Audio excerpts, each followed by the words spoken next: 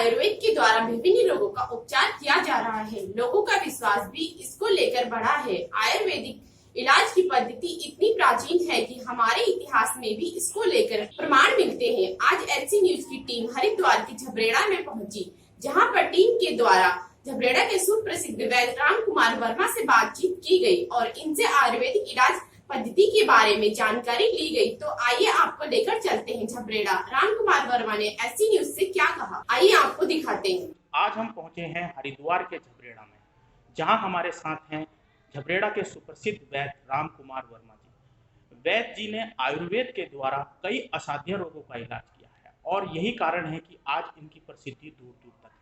तो आइए कुछ बात करते हैं आयुर्वेद के बारे में वैद्य राम कुमार वर्मा जी से। वैद्य जी, स्वागत है आपका। नमस्कार जी। नमस्कार वैद्य जी, सबसे पहले तो यह बताइए कि आयुर्वेद द्वारा जो विभिन्न असाध्य रोगों का इलाज किया जा रहा है, आयुर्वेद में इस तरीके की पद्धति जो चल रही है, असाध्य रोगों का इलाज किया जाता है, इसके बारे में हमारे दर्शकों को बताइए कि किन तरीके से आयुर्वेद में यह सारे गुण मौजूद हैं कि विभिन्न असाध्य रोगों का इलाज किया जा रहा है। देखिए, आयुर्वेद कभी भी लक्षणों का इलाज नहीं करता। बीमारी मतलब वजह क्या है? आयुर्वेद हमेशा वजह का इलाज करता है। जो भी आपको नाड़ी वैद्य या नब्ज रोग विशेषज्ञ मिलेंगे, वे आमतौर पर 3 उंगलियों से नब्ज देखते हैं। पहली उंगली वात की है, दूसरी पित्त की और तीसरी कफ की। इन तीनों चीज़ों का बैलेंस ही शरीर को स्वस्थ रखता है। अगर किसी भी चीज़ का बैलेंस नहीं है या डिसबैलेंस है कोई भी चीज़, उसी के द्वारा नाड़ी रोग विशेषज्ञ पता लगाता है कि आखिर व्याधि क्या है और क्यों है। आयुर्वेद हमेशा क्यों का इलाज करता है, वजह का इलाज करता है, बीमारी का इलाज नहीं करता।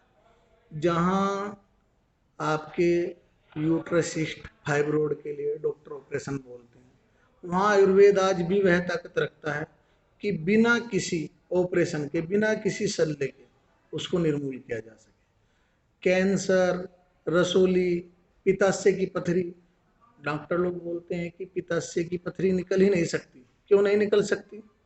बोलते हैं निकलने का रास्ता नहीं। तो हम पूछते हैं आई कहाँ से? जिस चीज़ के लिए आने का रास्ता है उसके लिए जाने का रास्ता भी है। हमारी जो दवाइयाँ हैं या आयुर्वेद की जो दवाइयाँ हैं, वे पित्ताशय की पथरी को अंदर ही मेल्ट करती हैं, घोलती हैं, पित्त के द्वारा बाहर निकलती है। समय लगता है।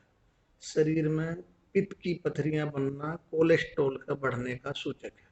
हम इलाज करते हैं कि कोलेस्ट्रॉल रिमूव, तो पित्ताशय की पथरी रिमूव हो जाएगी। जितनी भी गठान हैं, फाइब्रोड हैं, बड़ी असाध्य बीमारी है लिम्फोमा या लाइपोमा, जिसमें चर्बी की गांठ बन जाती है शरीर पर, उनके लिए एलोपैथ में केवल कीमियोथेरेपी है, फिर बन जाती है। कीमियोथेरेपी यानी रेडिएशन, उसके दुष्प्रभाव इतने होते हैं कि आप सोच नहीं सकते।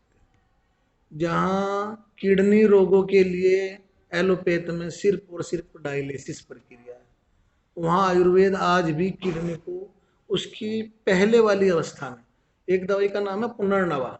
उसका नाम पुनर्नवा इसीलिए कि वो पुनः नया बना देती है। शरीर को नया बनाना, पुनः फिर से नया बनाना, उसके द्वारा आयुर्वेद में किडनी रोगों का इलाज केवल और केवल 2 पौधों से भी हो सकता है, मकोय और पुनर्नवा। वे दोबारा से फिर से किडनी को उसी स्थिति में ला देते हैं कि डायलिसिस खत्म हो जाता है। आजकल कोरोना को लेकर बड़ा हाय हल्ला चल रहा है कि हाय कोरोना, हाय कोरोना।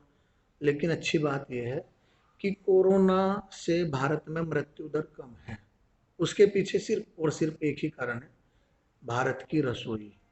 विदेशों में दालचीनी, अदरक, मेथी यूज नहीं होती, हल्दी नहीं यूज होती, धनिया, जीरा, हींग नहीं यूज होता।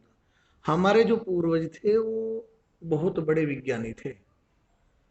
हम मेथी में छोंकते हैं कढ़ी को, कद्दू को मेथी में छोंकते हैं, जबकि मेथी कड़ी होती है। क्यों? क्योंकि मेथी की तासीर गर्म होती है। कढ़ी नुकसान ना दे, बाय ना करे, नजला ना करे, इसलिए मेथी में छोंकते हैं। कद्दू की तासीर ठंडी होती है, बाय ना करे, इसलिए कद्दू को मेथी में छोंकते हैं। साग को धनिया में छोंकते हैं, कारण साग की प्रकृति गर्म होती है, एसिडिटी बनाएगा। अगर धनिया में नहीं छोंकेंगे तो हर चीज के पीछे एक लॉजिक है। हमारे जितने भी अचारों में मुख्य मसाला मेथी होता है, नजला करेगा अगर मेथी नहीं डालेंगे। तो ये भारतीय रसोई अपने आप में एक इम्यूनिटी सिस्टम। भारत में कोरोना से मृत्यु दर सब देशों के मुकाबले कम, कारण इम्यूनिटी सिस्टम मजबूत है, जलवायु अच्छी है। सिर्फ और सिर्फ इसीलिए भारत में मृत्यु दर कम है। आज कोरोना उस स्थिति में नहीं रहा जिस स्थिति में था, धीरे धीरे ये हल्का पड़ता जा रहा है। यानी वैद्य जी, आपका ये मानना है आयुर्वेद किसी न किसी तरीके से हमारी रसोई के अंदर भी मौजूद है? रसोई के अंदर ही मौजूद है आयुर्वेद। आयुर्वेद रसोई के अंदर मौजूद है। आज इस बात को भारत सरकार, आयुष मंत्रालय मान चुका है कि आप अपनी रसोई में अदरक का प्रयोग करें, मुलैठी का प्रयोग करें। आयुष काढ़ा बना दिया है बाकायदा, वो हमारे ग्रंथों से लेकर ही बना है। आयुष काढ़ा मतलब मुलैठी, गिलोय, दालचीनी, सौंठ, काली मिर्च, इन चीजों का, अश्वगंधा अपने आप में सुपर पावर है, इम्यूनिटी बैंक है अश्वगंधा अपने आप में। इन चीजों का काढ़ा आयुष मंत्रालय इसीलिए कह रहा है कि इनको पीने से इम्यूनिटी सिस्टम मजबूत होगा। ये जो मैं आपको बता रहा था अभी कि हम बीमारी का इलाज नहीं करते, वजह का इलाज करते हैं, ये सोच नहीं रहे, सिर्फ बता रहे हैं। इसके पीछे लॉजिक है। ये आयुष मंत्रालय बोला है कि काढ़ा पियो दिन में इतनी बार, क्यों बोल रहा है? हमारा इम्यूनिटी सिस्टम मजबूत होगा तो बीमारी आने की नहीं। किसी भी चीज से लड़ने के लिए शरीर में ताकत होना जरूरी है। जब शरीर में ताकत होगी, इम्यूनिटी सिस्टम मजबूत होगा तो बीमारी कुछ नहीं बिगाड़ सकती। आज जो भारत में मृत्यु दर है कोरोना से, वो 50-60 साल से ऊपर के लोगों की है, कारण इम्यूनिटी सिस्टम कमजोर हो गया। शुगर पेशेंट उसमें सबसे ज्यादा है, जो बीपी की दवाइयां ले रहे हैं सबसे ज्यादा है, हार्ट पेशेंट सबसे ज्यादा है। सिर्फ और सिर्फ इसलिए वो लोग, अभी तक ऐसा बहुत कम केस हैं जो 50 से नीचे के मरे हैं। वैद्य जी, जैसे लीवर संबंधित परेशानियां लोगों को आती है और कई लीवर से जुड़ी हुई परेशानियां, तो इसके लिए आयुर्वेद में क्या उपचार हैं, थोड़ा इस देखिए, बारे में पहले मैं बताएं। आपसे एक बात बताना चाहूंगा, लीवर संबंधी परेशानियां आ क्यों रही हैं? एक मजदूर को लीवर संबंधी परेशानियां नहीं आती, कारण ये है कि वो फिजिकल वर्क कर रहा है।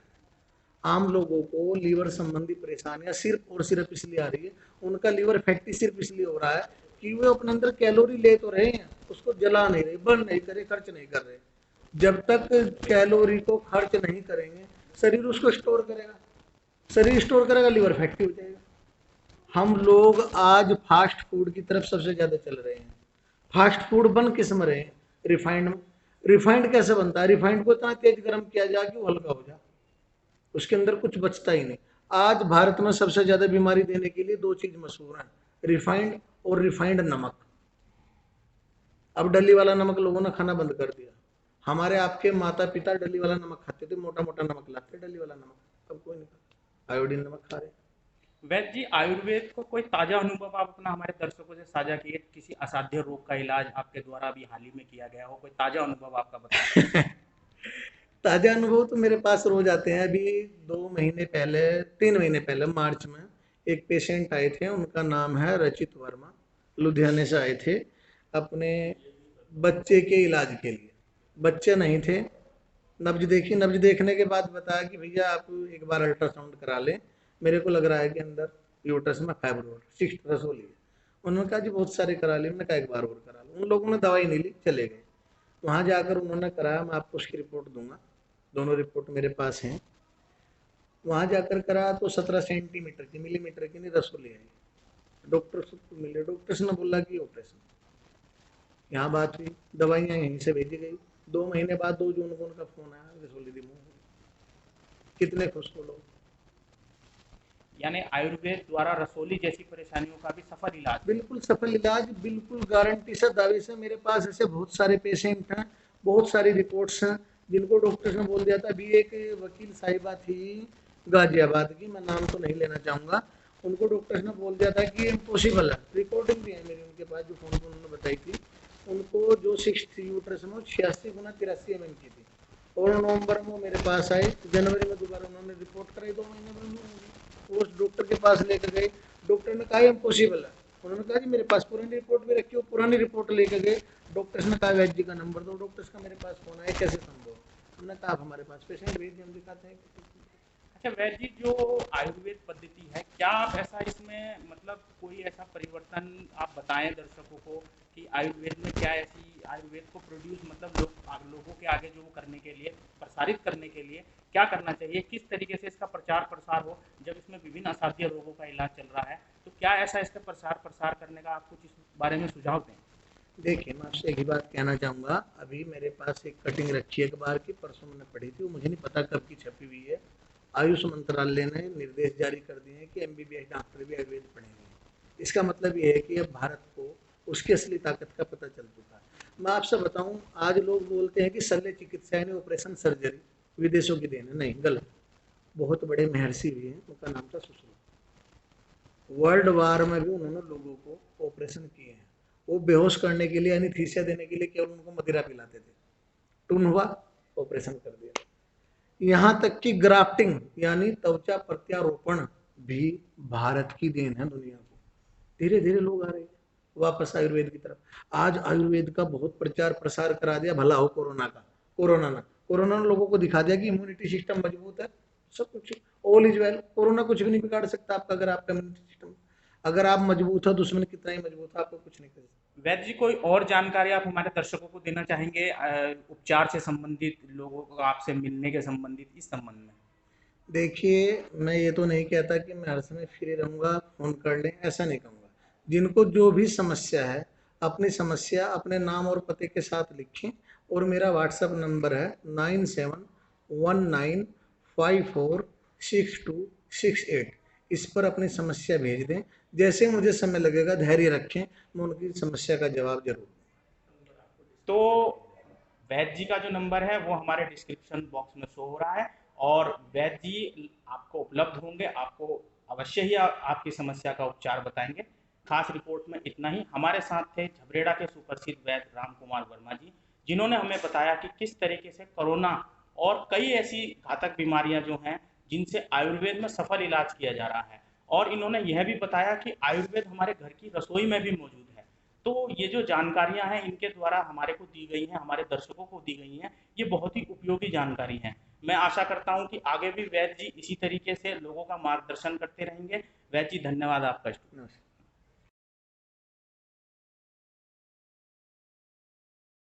स्वास्थ्य से संबंधित खबरें इस तरह से आपको मिलती रहेंगी। देखते रहिए HC न्यूज।